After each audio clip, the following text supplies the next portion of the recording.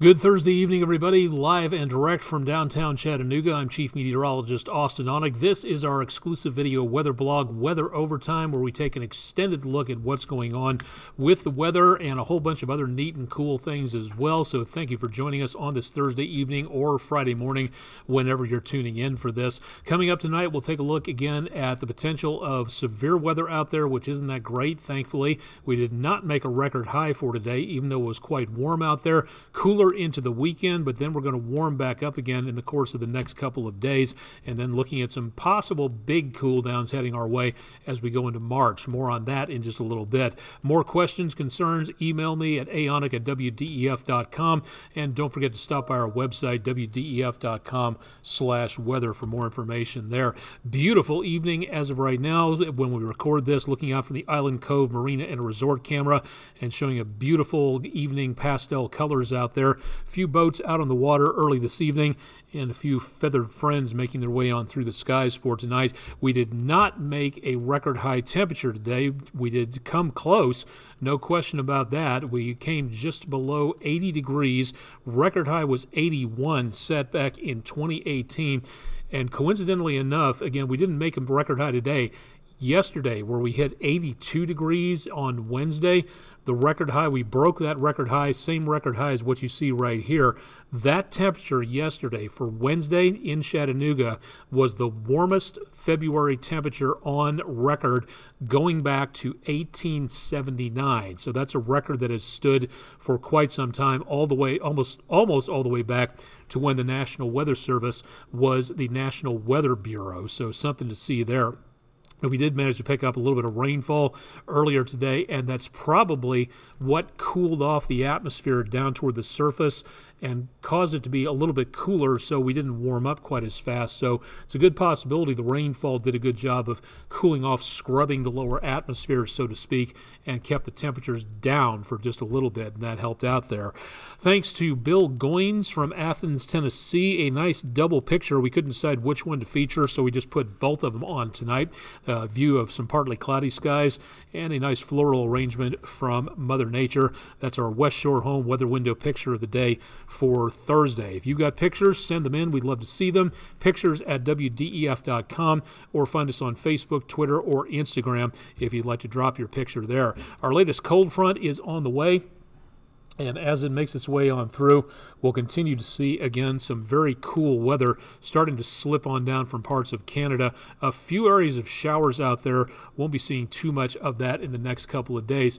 And in the next couple of days, we will be looking for the potential of a bit of a change in the forecast where this front is concerned. It's now a stationary front here, but it's going to be bouncing back as warmer air comes in from off the Gulf of Mexico. So we'll be seeing the potential of that in the next few days. But easy to spot the cold front for tonight as very cold air sits back to our west, 30s and 40s into I-40 out west and all the way back to around portions of the Midwest. In the meantime, for the rest of the southeastern United States, temperatures remain quite comfortable, including pushing 90 degrees down toward Jackson, Mississippi. Running the numbers overnight, speckles of rain showers possible. So tomorrow morning, Friday morning, the kids may need some rain protection out there, so please keep that in mind.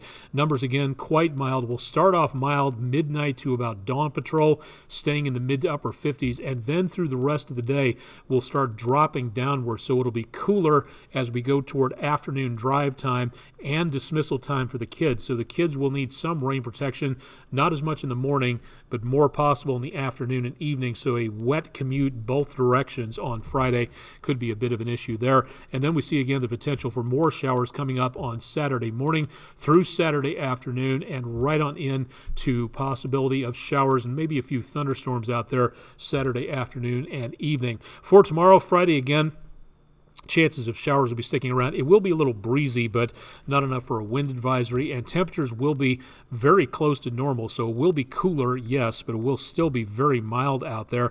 Running the numbers ahead again through Sunday, more chances of rainfall start to make their way on through, and the main part of the next storm system gathers energy, and then that energy heads up toward areas of the Great Lakes, taking any winter weather potential on with it, but we will see that potential for, again, some showers showers out there, and again, maybe a rumble of thunder, but that's about it.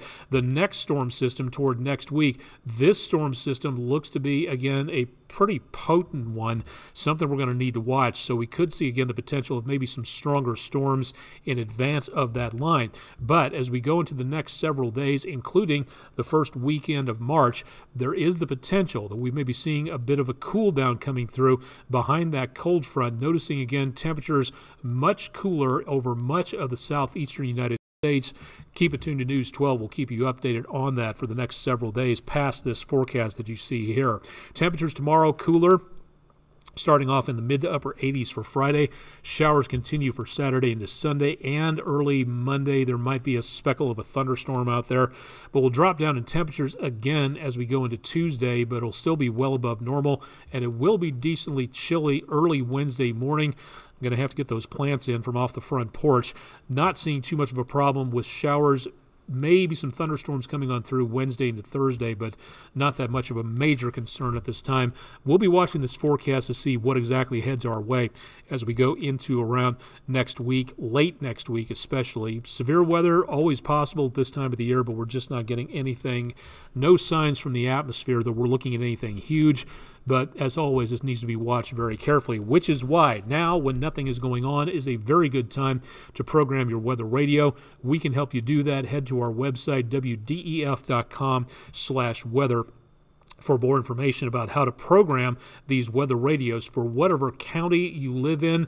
The codes that are sent out in the broadcast signal will alert for whatever county you want and for whatever warnings you want. So if you don't want to be bothered for a severe thunderstorm in Knoxville, you don't have to hear that. If you don't want to have a heat advisory for Miami, Florida, you don't have to have that either. It's very easy to program and to basically filter out. These are life-saving pieces of equipment, so please consider getting yourself one.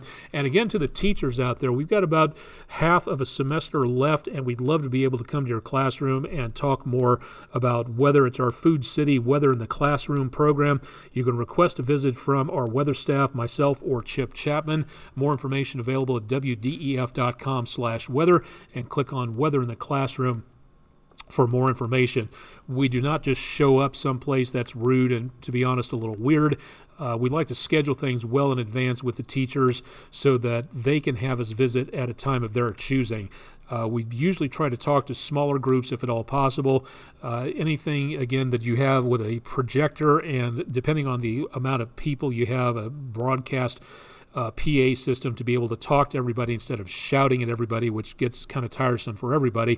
Usually for the middle schoolers and for the high schoolers, we talk a lot more about science and mathematics, about what goes into forecasting, and the students help me put together a forecast by using some of the data put out by the National Weather Service. So it is a practical thing. For the younger kids, we do occasionally hand out to preschool, kindergarten, around first grade, but because of attention levels and because a lot of the topics that we talk about are a little bit advanced, we usually tend to keep the shorter periods of time for the kids in the younger grades a little bit lower, maybe about 20 minutes at maximum there. And usually we talk about how to protect yourself, why you get scared about severe weather, things like that. So if you'd like to know more, again, please head to our website, wdef.com/weather. We also do, at least I do, I don't know about Chip, but we also do adult presentations for businesses, church groups, presentations, want to know more about the atmosphere, talking about climate change, stuff like that. So please give us a contact on that and follow me on the webs. You can find me at various locations out there on social media. So stop by and we'll chit-chat about all sorts of unique and interesting things where weather is concerned. Love to talk about science and weather, public communication, emergency communications, being prepared for disasters, amateur radio, astronomy, being a science geek. I love all that stuff and try to weave some of that into any presentation that I do. So again, check out our website for more details on that. Chip will be out tomorrow, so you'll have yours truly in for the Friday morning show, and I'll be in for the evening shows as well. Going to be a long day, lots of coffee involved, so stay tuned for more on that. Join me for the morning show starting bright and early at 5 a.m. Eastern on Friday. I'm Chief Meteorologist Austen Onek, Thursday evening edition of Weather Overtime. Thanks for stopping by. Stay tuned for more at wdef.com/weather.